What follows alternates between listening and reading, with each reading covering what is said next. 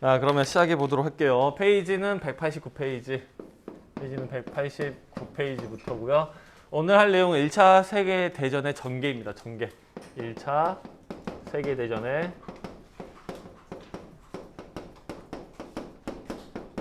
전개라는 말이 어떻게 진행이 됐는가 이거야. 1차 세계대전 터지는 것까지 우리가 저번에 봤지? 1차 세계대전은 터지는 거 봤고요. 어떻게 진행이 되는가입니다. 그래서 1차 세계대전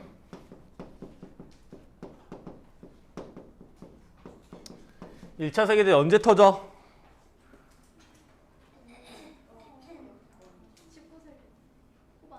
19세기 후반은 1차 세계대전의 배경이었을 때 19세기 후반 제국주의 팽창에 의해서 식민지 확보 정책이 펼쳐나간다. 그 첫 번째 문장이고요. 첫 번째 보시면 시기 또는 기간이라고 하면 1914년 6월 달부터 잘못 썼네요. 7월인데 7월부터 1918년 11월까지입니다. 월 몰라도 괜찮아요. 그냥 TMI로 알려드리는 거고 연도는 아셔야겠죠? 연도는 알고 계셔야 됩니다. 1914년부터 1918년입니다. 발발한 계기가 뭐야? 계기. 왜 터졌어? 뭐 때문에? 그지? 사라예보 사건.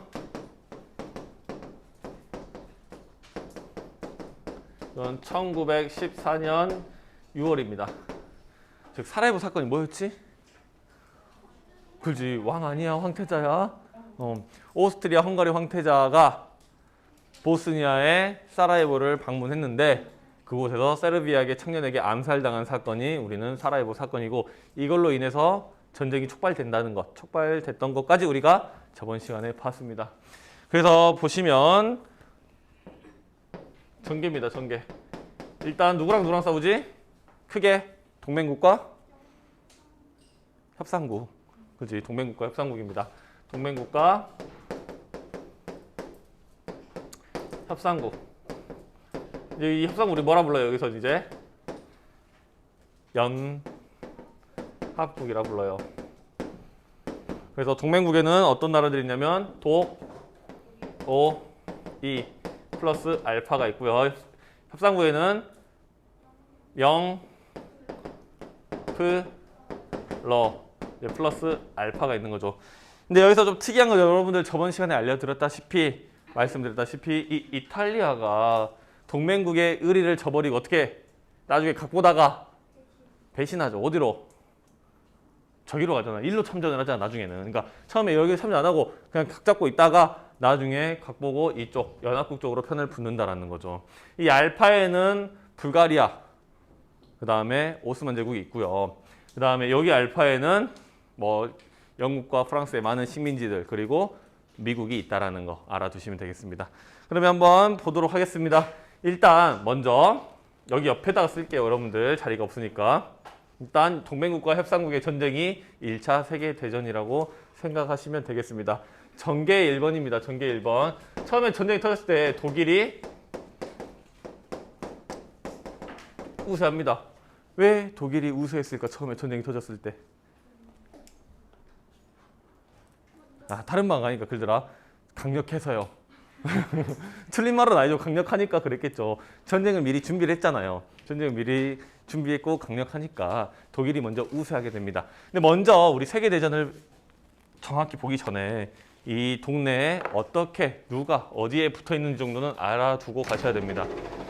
일단 먼저 보시면 독일은 요 빨간색입니다. 빨간색. 여기가 독일이에요. 그 다음에 독일이 저기였던 누구? 영국. 그 다음에 프랑스. 또 러시아. 이렇게 되어 있습니다. 러시아. 여기는 영국. 여기는 프랑스. 즉 독일을 둘러싸고 있는 형색이죠. 물론 오스트리아, 헝가리도 여기 붙어 있습니다. 아래쪽에. 즉 독일은 평야에 이렇게 있고요. 동쪽, 서쪽으로 모두 적에게 둘러싸여 있는 형색이야. 근데 누가 유리해 지금? 독일이 유리해. 왜? 준비됐으니까, 강력하니까 라고 생각하셔도 무방합니다. 처음에는 독일이 우세합니다. 그래서 어떻게 전선이 나누어서 싸워지냐면 서부전선과 동부전선으로 나누어서 싸워지게 돼요. 즉 여기 보시면 서쪽에 붙어있는 그 다음에 동쪽에 붙어있는 전선을 서부전선과 동부전선이라고 부릅니다. 여러분들 심플하게 다시 한번 멋있도록 그려드리겠습니다.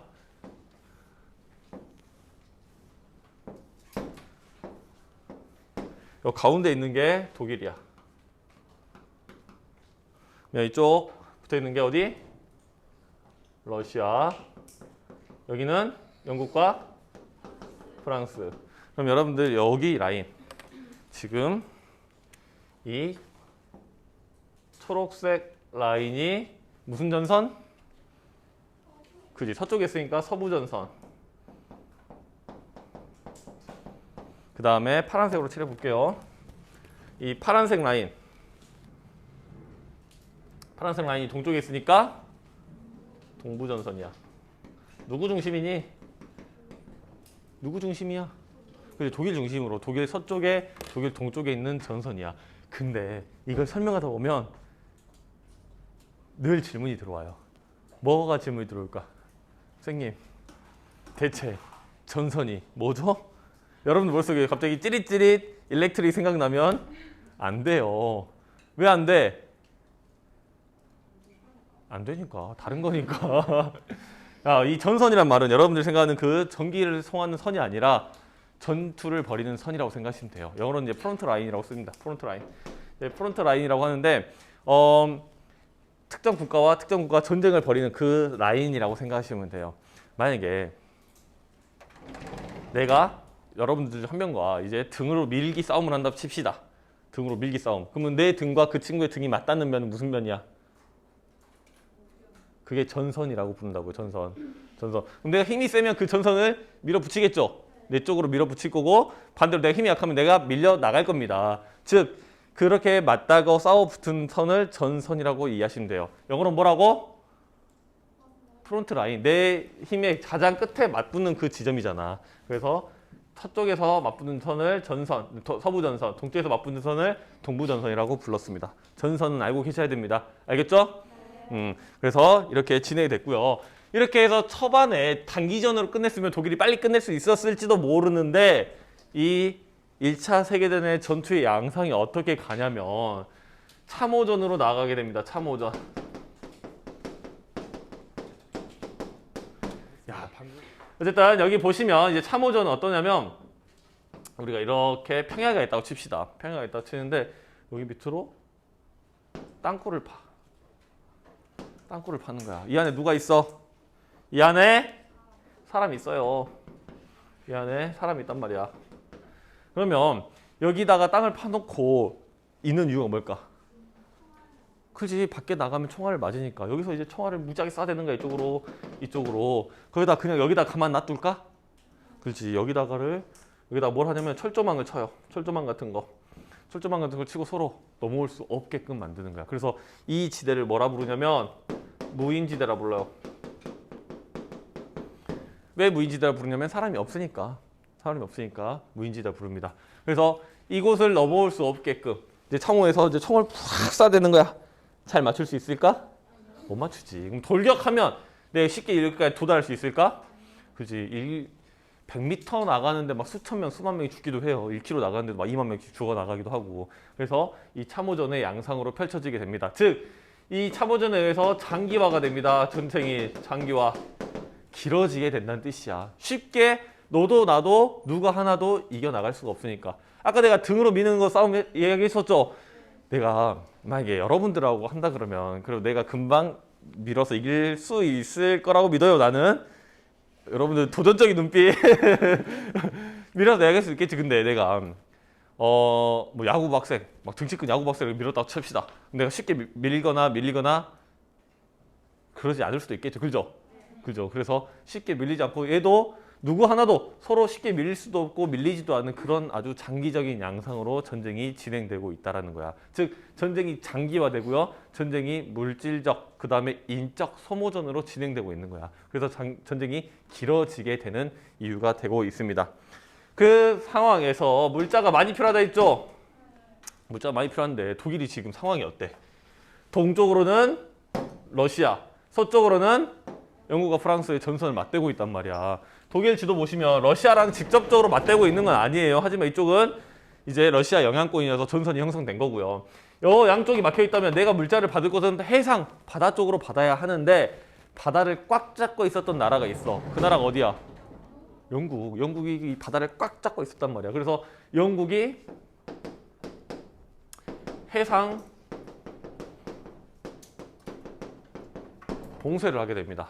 해상을 봉쇄해요. 즉 독일로 들어가는 모든 배들을 들어갈 수 없게끔 막아버리는 거야. 즉 독일의 뱃길은 막혀버리게 되는 거지. 가만히 당할 수는 없죠. 어떻게 하면 좋겠어? 여러분들 같은 경우는 싸워요. 그렇죠. 싸우겠죠. 어떤 식으로 대응을 하냐면 독일이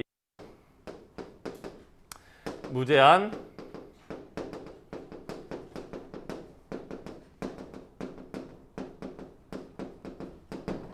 잠수함 작전이라는 걸 합니다. 즉 유보트라는 잠수함을 이용해서 무제한 잠수함 작전을 펴요. 이 작전이 어떻게 하냐면 모든 배, 바다에 떠다니는 모든 배, 적군이건 중립선이건 떠다니는 모든 배를 침몰시켜버려. 잠수함이라는 거는 물 밑에 있으니까 쉽게 노출이 안 돼요. 물 속에 숨어가지고 모두 다 침몰시켜 버리는 거야. 영국 배, 프랑스 배, 미국 배 뭐 다 그냥 중립국이고 외국 적국이고 상관없이 침몰시켜요. 그러면 독일에 대한 여론이 어때? 엄청 안 좋지. 완전 깽판 치는 거 아니야. 그럼 독일한테 뭐라고 하면 독일은 뭐라 그래 이제?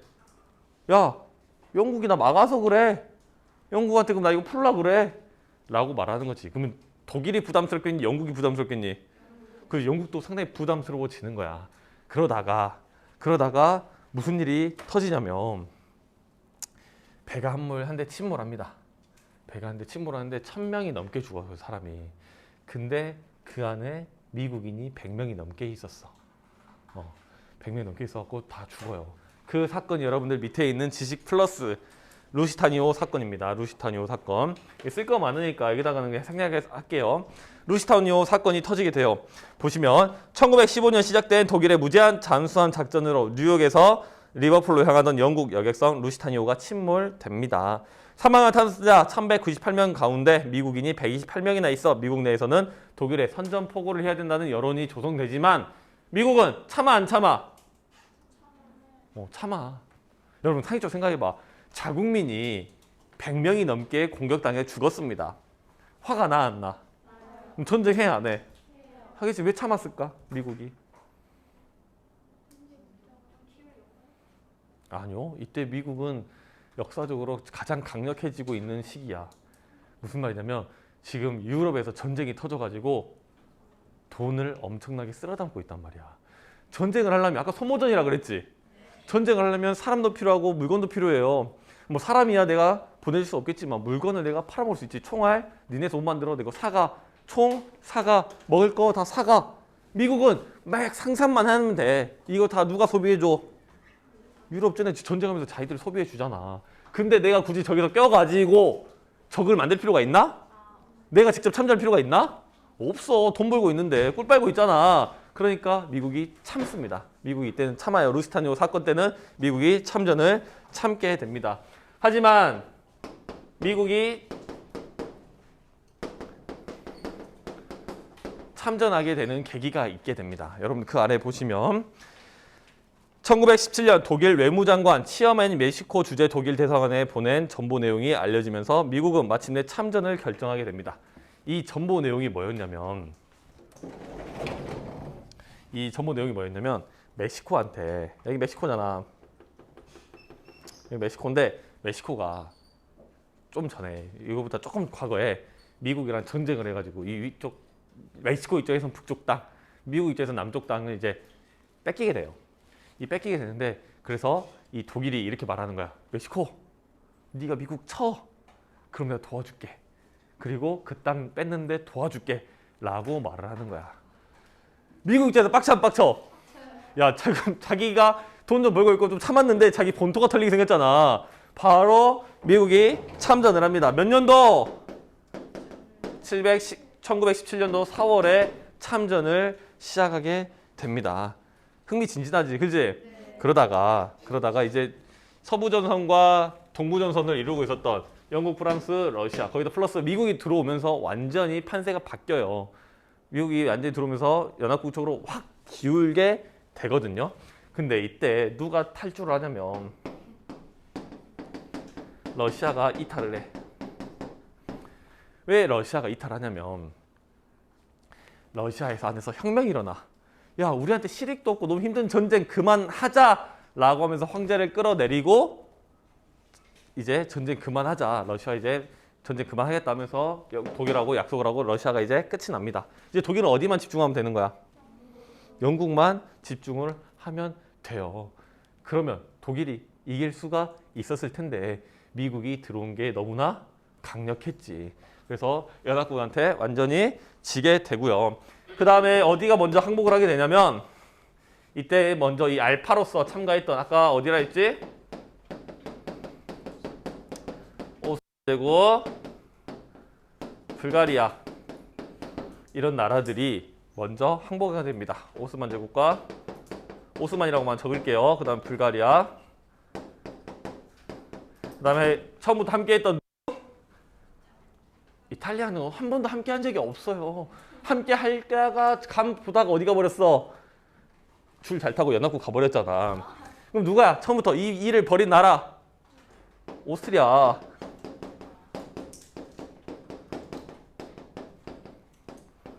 오스트리아가 항복을 하게 됩니다. 그러다가 독일은 끝까지 버티는데 여기서도 혁명이 일어나고 전쟁이 끝나게 돼요. 그래서 독일이 그 뒤로 항복하게 되면서 전쟁은 끝나가게 됩니다. 이해되시죠? 1차 세계대전 느낌 와? 한번 다시 봅시다. 처음에 전쟁이 났을 때 이제 오스트리아가 선전포고하면서 전쟁이 났죠. 그다음에 독일이 우세했는데 독일은 이제 서부전선과 동부전선으로 나눠졌습니다. 특히 서부전선에서 참호전이 엄청나게 심했거든요. 이 참호전 하면 1차 세계대전, 1차 세계대전 하면 참호전을 떠올려야 돼. 근데 참호전 하면 다른 걸 떠올려야 되는 게 뭐냐면 소모전이야. 누구 하나 앞으로 나아갈 수가 없어.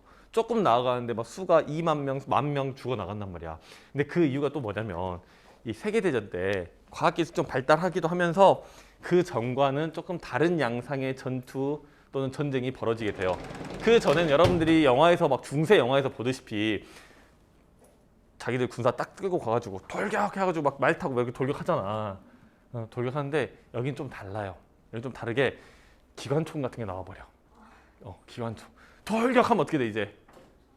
총 다다닥 해버려. 그래서 이제 조금 다른 이야기인데 2차 세계대전 때나 이제 그 전에 러시아랑 독일이 이제 폴란드를 뺏어 먹자고요. 그러니까 나눠서 먹자 하고 침공을 해요. 그때 폴란드는 뭘 타고 돌격을 하냐면 말 타고 돌격해. 그 시절에 그건데 기관총 싹 다 죽어버리잖아. 아니면 이제 히틀러가 덴마크를 침공을 하는데 덴마크의 최정예 부대가 뭘 타고 돌격을 하냐면 오토바이. 그 뒤로 자전거를 타고 가.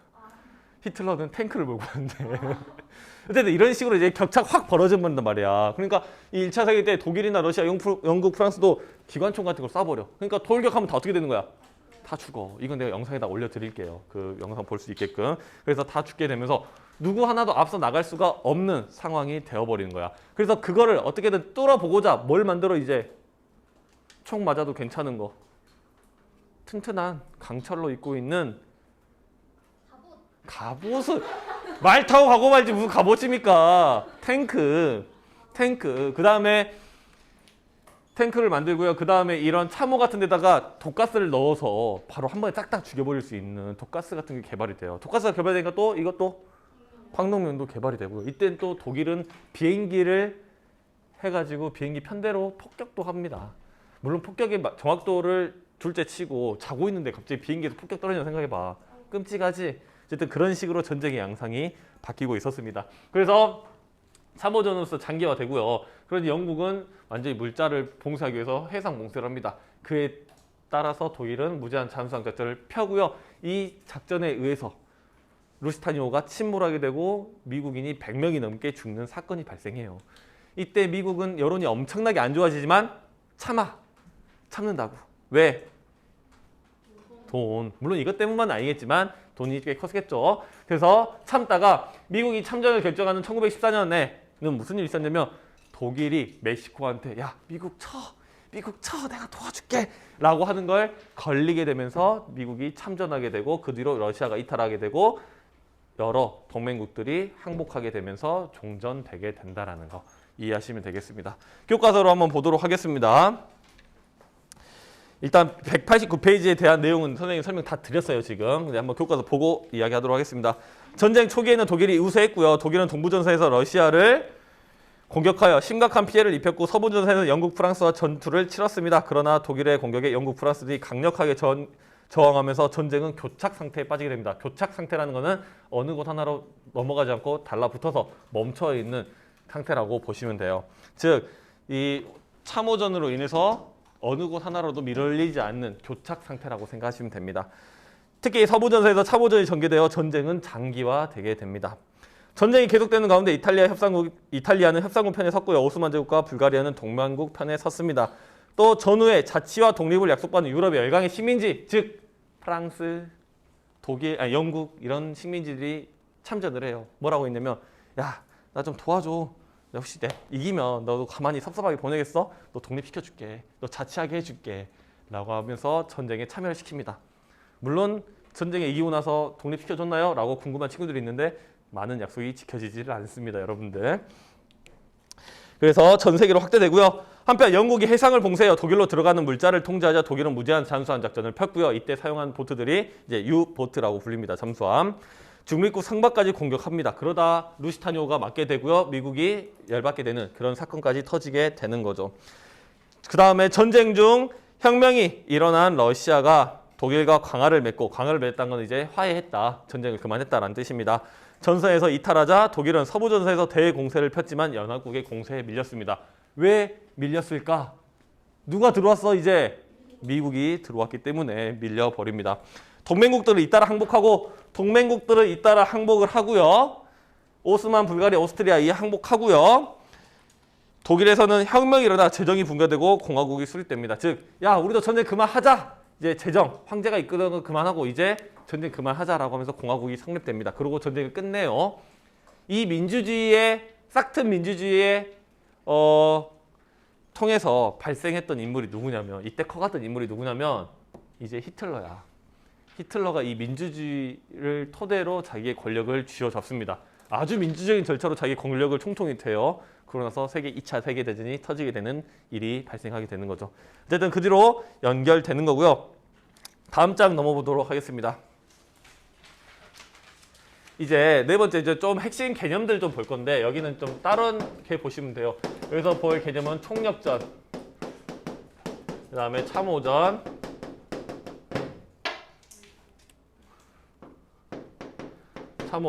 그 다음에 신무기 개발. 일단 총력전이란 말은 뭐냐면 모든 힘을 다한다라는 뜻이야. 왜 전쟁에서 모든 힘을 다할까? 혹시 요즘 말로 캐삭빵이란 말 들어봤나? 무슨 말이야 이게? 캐릭터 삭제빵. 즉, 너 지면 이제 끝이야 라는 뜻이죠. 즉, 전쟁에 있어서 요즘 말로 약간 캐삭빵과 비슷합니다. 지게 되면 엄청난 손해를 내가 봐야 돼. 전쟁에 지게 되면 전쟁 배상 너가 내야 돼. 그 다음에 너의 국가도 완전히 쇠락하게 된단 말이야. 그러면 뭐 아껴두겠어? 안 아껴두지. 모두가 다 힘을 합쳐서 전쟁을 이기려고 합니다. 그래서 인적적으로는, 그러니까 사람적으로는 전쟁에 젊은 남자들, 사지 멀쩡한 젊은 남자들이라고 하면 다들 전쟁에 나갔고요. 여자들은요? 여자들은 집에서 발 뻗고 놀고 있어요? 지금 나라가 지금 큰일 나게 생겼는데, 이 사람들도 의무병으로 전쟁에 나가던가 또는 공장 같은 데서 군수 물자를 만들게 됩니다. 야, 잘 생각해봐. 옛날 같은 경우는 전쟁이라는 게 남자들만 거의 했었잖아. 그지? 그러니까 정치 참여도 누구만 해? 남자만 했었어. 근데 잘 봐봐. 나도 의무병 갔다 왔어요. 너만 나갔어? 나도 전투 갔다 왔어. 야, 너 나가 싸운 것만 전투야? 나 잠 안 자고 물건 만들었어. 네 쓴 옷, 네가 입은 옷, 네가 쏜 총알 누가 만들었어? 내가 만들었어. 이제 무슨 생각이 들겠니? 이제 나도 했잖아. 나도 할 일 했으니까 뭘 달라 그래? 권리를 달라고 하죠. 그래서 이게 여성 참정권이 많이 생기게 되는 계기가 됩니다.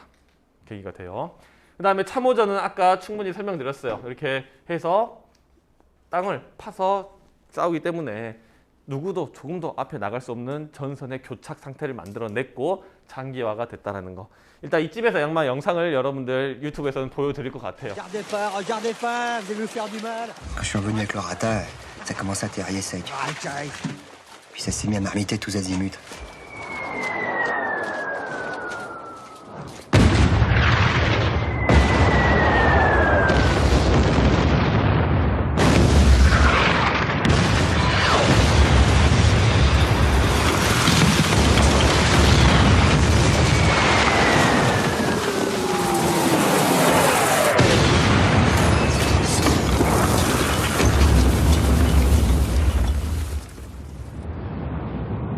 Putain, ceux qui n'ont pas connu ça peuvent pas savoir ce que c'est.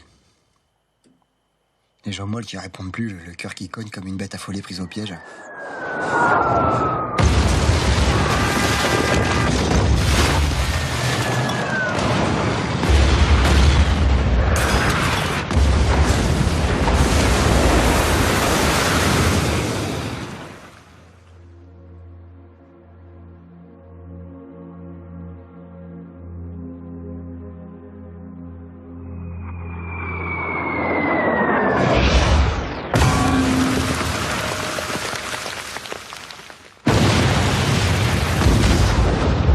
C'est là que j'ai vu le paysan de la Dordogne se faire pulvériser.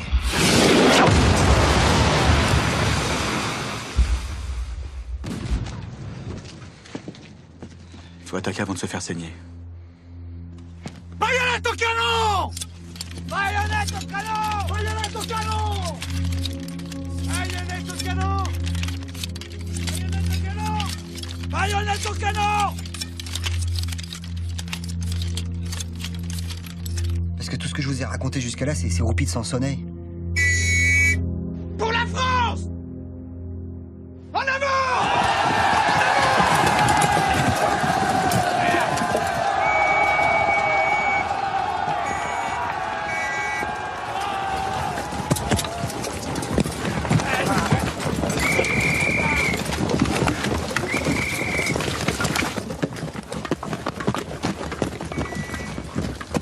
Ça faisait déjà un moment qu'on avait dépassé les cadavres des prisonniers, quand les mitrailleuses de chez Maxime se sont mises à cracher. On s'est fait laminer.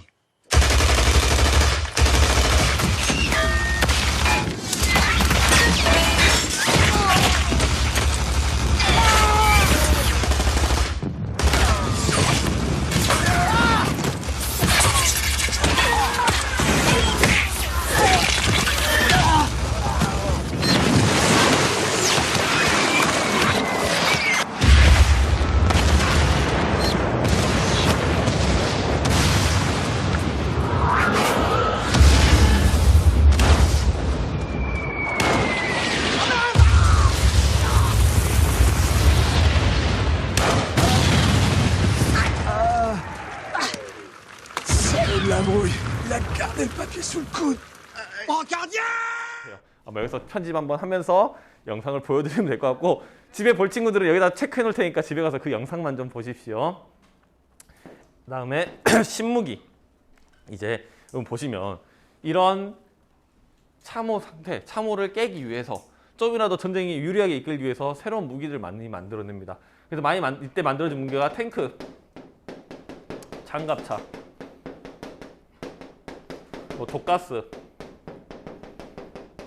등등등이 있어요. 특히 탱크는 이 참호전에서 이제 밀어붙일 때 뒤에 숨어가지고 총을 안 맞고 그 탱크가 맞고 나면서 뒤에 나가서 총을 따따따 쏘면서 뚫고 나가는데 많은 이용을 했었죠. 그래서 여러분들 그 옛날 그 전쟁 영화들 뭐 1917이라든지 또는 퓨리라든지 뭐 라이언 일병 구하기라든지 그런 거 보면 2차 세계대전 다루는 영화인데 그런 영화들 보면 이제 탱크 이런 것들 많이 나오게 되죠. 물론 여러분들 지금 생각하는 탱크랑은 1차 세계대전 나온 탱크랑 조금 달라. 그래서 여러분들 그 그림 봐봐. 190페이지 그림. 여러분들이 알고 있는 그 탱크랑 조금 모양이 다르죠. 이때 탱크는요 매우 느리고요. 매우 무겁고요. 이렇게 되어 있었습니다. 왜 무겁냐 하면 총알을 맞아도 뚫리지 않기 위해서 그래서 매우 무겁게 만들었습니다. 그래서 이때 프랑스의 지금의 자동차 회사가 이 탱크를 만들어내요. 혹시 우리나라에도 지금 이 자동차가 팔아? 혹시 아는 사람? 프랑스 회사인데 르노 삼성 코리아, 지금은 르노 코리아 자동차 회사 라고 있어요. 그 회사에서 자동차를 만들었습니다. 그럼 독일은 못 만들었을까? 독일도 잘 만들었죠. 독일 지금만 봐도 자동차만 봐도 엄청 잘 만드는 거 아닙니까? 그런 것처럼 이 시기에 탱크 같은 것들이 만들어냈었다라는 것까지 보시면서 1차 세계대전 정리하도록 하겠습니다. 혹시 질문 없으면 수업 끝.